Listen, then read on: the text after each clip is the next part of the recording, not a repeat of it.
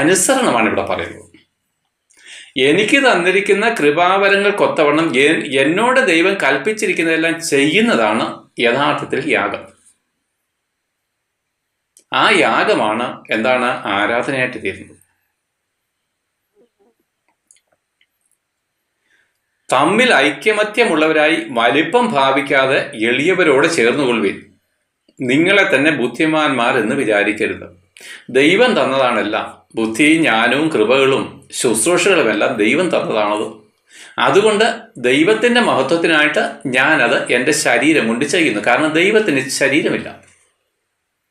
ദൈവത്തിൻ്റെ ശരീരം അല്ലെങ്കിൽ യേശുക്രിസ്തു ഇപ്പോൾ സ്വർഗത്തിൽ പിതാവിൻ്റെ വലത്തുഭാഗത്തിരിക്കുകയാണ്.